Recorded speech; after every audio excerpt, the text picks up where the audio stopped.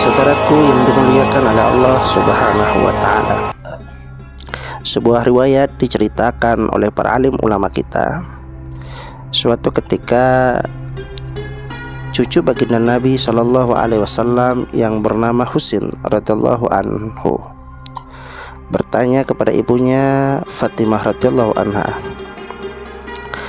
Husain berkata, "Wahai ibuku, aku cemburu kepada kakakku, yakni Sayyidina Hasan." "Kenapa engkau cemburu, wahai anakku?" ibunya bertanya.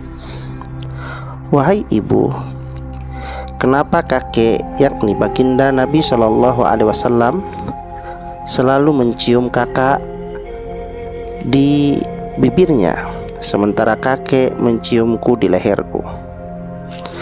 Singkat cerita, saudaraku, Fatimah radhiyallahu anha membawa anaknya Sayyidina Husain radhiyallahu anhu kepada baginda Nabi Shallallahu Alaihi Wasallam.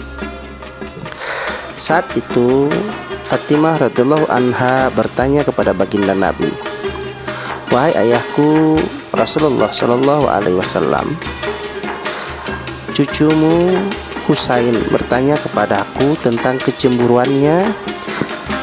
Kenapa engkau selalu mencium Hasan di bibirnya sementara mencium Husain di lehernya?"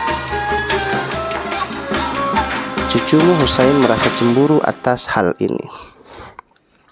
Maka Rasulullah Shallallahu Alaihi Wasallam bersabda, "Wahai anakku, aku mencium Hasan di bibirnya karena kelak Hasan itu akan mati meninggalkan dunia dalam keadaan diracun oleh orang terdekat, sehingga isi perutnya akan keluar lewat mulutnya. Sementara engkau, wahai cucuku Husain, aku cium di lehermu." Rasulullah menangis, dan riwayat menceritakan bahwa baginda Nabi Shallallahu Alaihi Wasallam saat itu pingsan dan terjatuh. Ketika baginda Nabi terbangun dari pingsannya, baginda Nabi melanjutkan apa yang ia katakan, "Wahai Husain cucuku, aku mencium lehermu karena kelak suatu saat nanti engkau akan mati syahid dan ditebas di lehermu." Saat itu Fatimah radhiyallahu anhu menahan rasa tangis atas kesedihan karena tahu peristiwa yang akan menimpa anak yang ia cintai.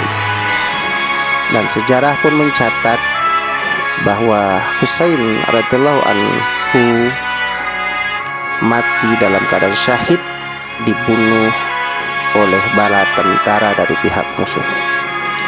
Saudaraku, bagaimana kita seandainya kalau kita tahu bahwa kronologi kematian kita diceritakan oleh Allah Subhanahu wa Ta'ala, maka akankah kita mampu bersabar atau tidak? Ya Allah biha, ya Allah biha, ya Allah bihusnil khatimah.